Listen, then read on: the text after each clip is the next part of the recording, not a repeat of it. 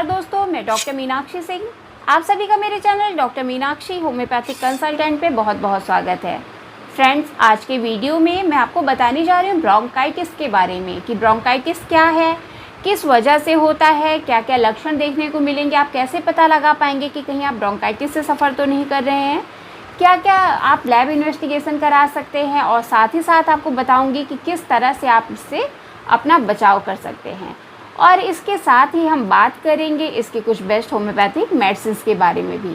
तो अपना video start करने से पहले मैं आप लोगों से कहना चाहूँगी कि अगर अभी तक आपने मेरा चैनल सब्सक्राइब नहीं किया है या आप मेरे चैनल पर नए हैं तो इसको सब्सक्राइब ज़रूर कर लें और साथ ही साथ बेल आइकॉन बटन ज़रूर दबाएँ, जिससे कि जब मैं अपना अगला वीडियो अपलोड करूँ तो इसका इन्फॉर्मेशन आप तक पहुँच सके।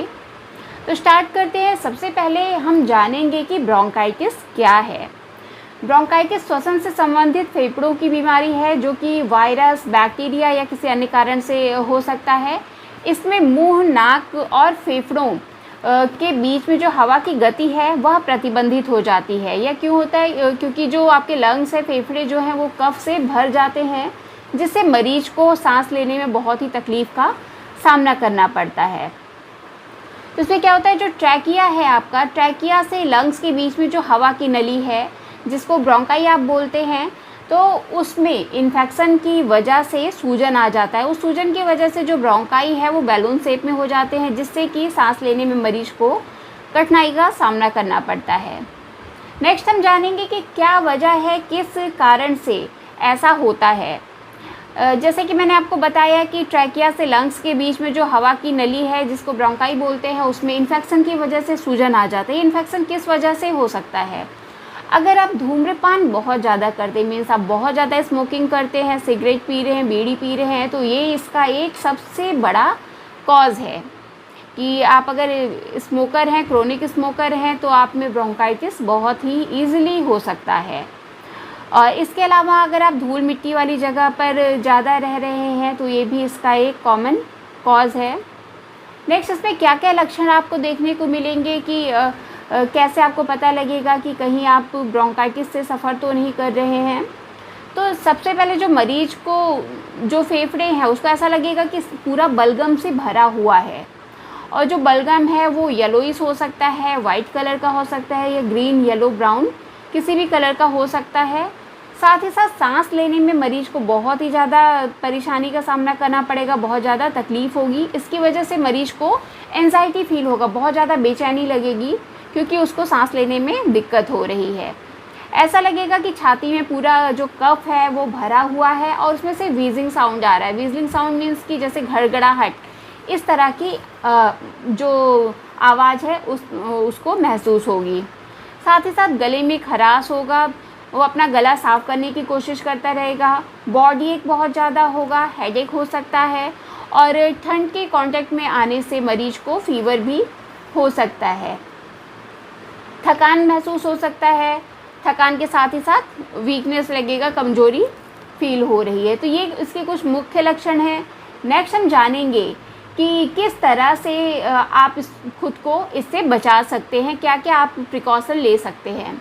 अगर आप स्मोकर हैं तो प्लीज़ स्मोकिंग से बचिए, और अगर आप नॉन स्मोकर हैं लेकिन अगर कोई आपके आस पड़ोस का जो है वो आपके फैमिली मेम्बर का वो स्मोकिंग कर रहा है, आप उसके पास रह रहे हैं, तो उससे बचने की कोशिश कीजिए, क्योंकि उससे भी आपको हानि पहुंच सकती है। इसलिए ऐसे लोगों से थोड़ा दूरी बना के रखें, और साथ ही साथ साफ़ सफाई का विशेष ध्यान दें। अपना हैंड वॉश करके रखें, जिससे कि धूल मिट्टी आपके अंदर इंटर ना कर पाए, गंदगी, बैक्टीरिया, वायरस किसी भी तरह का आपके लंग्स में ना जा पाए। नेक्स्ट, भीड़ भाड़ वाली जगह पर जाने से बचें, बिज़ी रोड पर ना जाएं, क्योंकि ऐसे में आपको कठिनाई का सामना करना पड़ सकता है, सांस लेने में दिक्कत हो सकती है। ठंडी चीज़ों का परहेज़ करें, किसी भी कोई भी ठंडी चीज़ है उसको लेने से आपकी तकलीफ़ और बढ़ सकती है, इसलिए ठंडा पानी, फ्रिज का पानी है उसको अवॉइड करें। आइसक्रीम खाने से बचें, ऑयली फूड का भी सेवन करने से परहेज करें। तो ये कुछ प्रिवेंटिव मेजर हैं जिससे कि आप खुद को बचा सकते हैं। नेक्स्ट हम बात करेंगे कि इसकी कौन सी ऐसी होम्योपैथिक मेडिसिन हैं जो कि इसमें बहुत ही इफेक्टिव हैं। तो वैसे तो इसमें होम्योपैथिक में बहुत सारी मेडिसिन है जो कि आप ब्रोंकाइटिस में यूज़ कर सकते हैं, लेकिन मैं आपको कुछ ख़ास मेडिसिन बताने जा रही हूँ कि जो कि मैंने अपनी क्लिनिकल प्रैक्टिस में भी यूज़ किया है। इसमें सबसे पहली और इफ़ेक्टिव मेडिसिन है पल्सीटिला। पल्सीटिला अगर आपको जो म्यूकस है, बलगम है, वो येलोइश ग्रीनिश कलर का आ रहा है, ब्राउन आ रहा है, तो बहुत ही इफ़ेक्टिव है। और साथ ही साथ अगर आपको रात में दिक्कत आपकी बढ़ जा रही है, पानी की प्यास बिल्कुल भी नहीं लगती, बिल्कुल थ्रस्टलेस हैं आप, और साथ ही साथ आपका जो कफ है वो इवनिंग और नाइट में तो बहुत ही टाइट रहेगा, मीन्स कि एक्सपेक्ट्रेट करने पर भी नहीं निकलता है जल्दी, और मॉर्निंग में ईज़िली लूज़ हो जाता है। अगर आप में ऐसे लक्षण है तो आपके लिए बहुत ही इफ़ेक्टिव है ये मेडिसिन।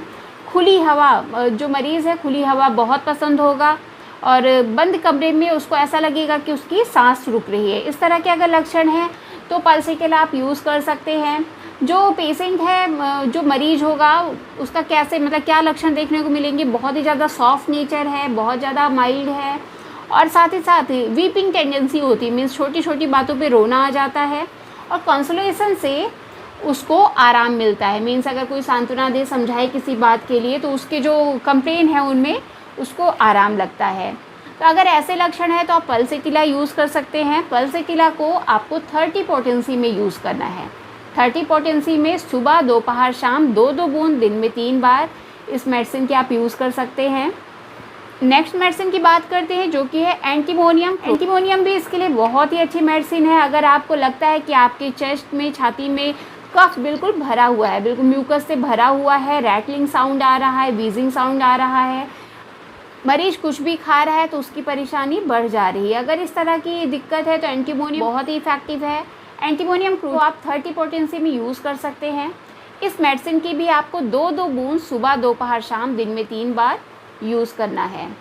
अगली मेडिसिन की बात करते हैं जो कि है आर्सेनिक एल्बम। अगर सांस से संबंधित किसी भी तरह की बीमारी है तो आर्सेनिक एल्बम उसमें बहुत ही इफ़ेक्टिव है। आर्सेनिक एल्बम में भी जो मरीज़ है उसको सांस लेने में तकलीफ़ होगी, और साथ ही साथ में जो अंदर से उसको रैटलिंग साउंड फील होगा, और इसके अलावा जो मरीज़ होगा उसको पानी की प्यास बहुत लगेगी और थोड़ी थोड़ी देर पर वो पानी पीता रहेगा। अगर इस तरह के लक्षण हैं तो आप आर्सेनिक एल्बम यूज़ कर सकते हैं। आर्सेनिक एल्बम आपको 30 पोटेंसी में लेना है, 2-2 बूंद सुबह, दोपहर, शाम, दिन में 3 बार पीना है। अगली मेडिसिन जो कि है ब्राइनिया। ब्राइनिया एल्बा भी इसके लिए बहुत ही इफ़ेक्टिव मेडिसिन है।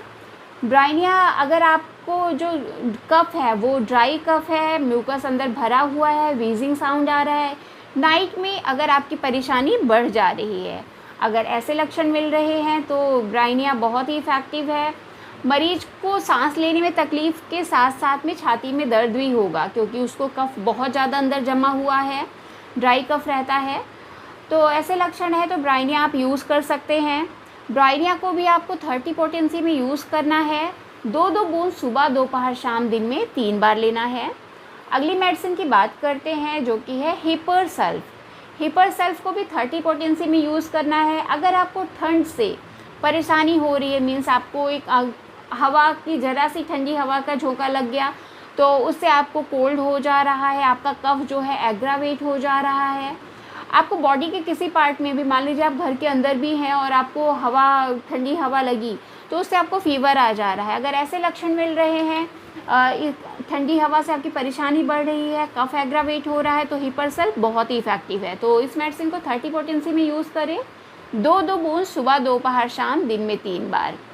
तो ये तो इसकी बेस्ट होम्योपैथिक मेडिसिन जो कि मैंने आपको बताया। तो आज के वीडियो में बस इतना ही। अगर आपको मेरा वीडियो पसंद आया है तो इसको लाइक करें, शेयर करें, और साथ ही साथ अगर अभी तक आपने मेरा चैनल सब्सक्राइब नहीं किया है, आप मेरे चैनल पर नए हैं तो इसको सब्सक्राइब ज़रूर कर लें। अगर किसी डिज़ीज़ के रिगार्डिंग कोई क्वेरी है या ब्रोंकाइटिस से रिलेटेड कोई क्वेश्चन है तो आप मुझे मैसेज बॉक्स में लिख के पूछ सकते हैं, और साथ ही साथ अगर आप मुझसे किसी डिज़ीज़ के रिगार्डिंग अपॉइंटमेंट लेना चाहते हैं तो नीचे डिस्क्रिप्शन बॉक्स में दिए गए लिंक पर जा करके मुझसे अपॉइंटमेंट ले सकते हैं। अगर आपको मेरा वीडियो पसंद आया है तो इसको अपने फैमिली मेम्बर्स, फ्रेंड्स के साथ शेयर ज़रूर करें, जिससे कि वो भी इसका फ़ायदा उठा सकें। मिलते हैं फिर नेक्स्ट वीडियो में। Thank you, bye bye.